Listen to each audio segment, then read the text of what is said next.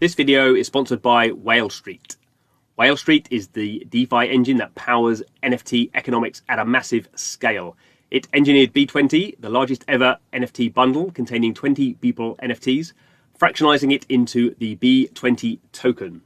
The B20 buyout bundle option is now live. Anyone with 5% of the overall supply of B20 tokens can now bid to buy the entire bundle. Check it all out at b20.metaverse.fund. Thanks for the sponsorship. Hello and welcome to Blockchain Gaming World Daily with me, John Jordan. So as Yat Su, the chairman of Animoca Brands, points out in this tweet, another demonstration, if we needed it, of the potential of NFTs. This in particular is a game NFT. So what we're looking at here is this is a car in F1 Delta Time, the officially licensed F1 racing game from Animoca Brands, been around for 2 years in various forms on the blockchain, Ethereum blockchain. And this car was actually the only what they call Apex car. This is the rarest type of car, and this was actually sold in conjunction with the Australian bushfire charity. Probably about what does it say here? Probably about a year and a half ago.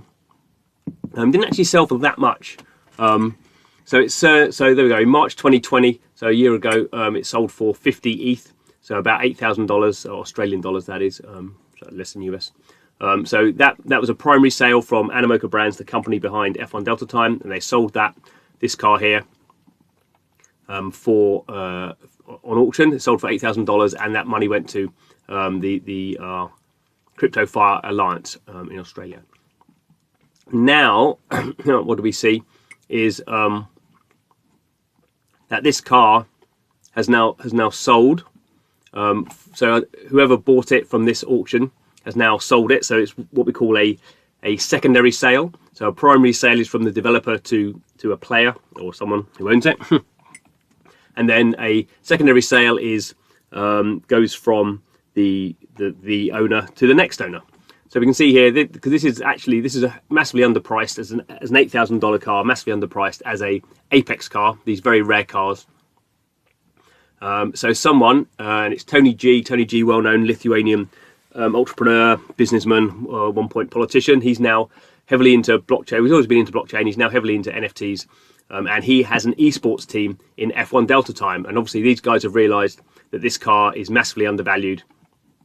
And they have gone and purchased it for $430,000, again Australian. So we can see here we've gone from about under $8,000 to $430,000, and at this point the transaction has been carried out in the Rev token. So Rev token is the token that the cryptocurrency for F1 Delta Time and a few other games from Animoca Brands.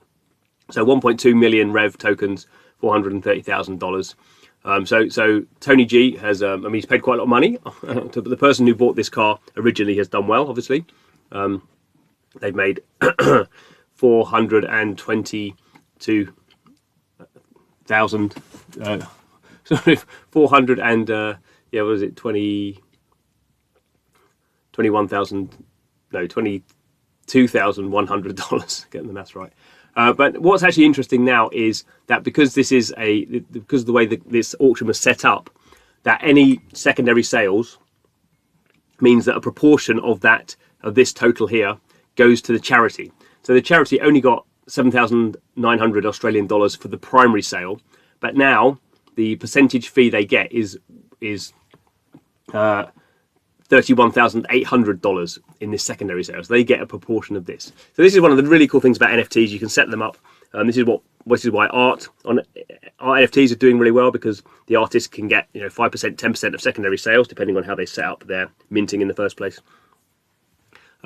It's good for developers, so game developers. So game developers would normally get a 5% share of the ongoing transaction fees of any sale.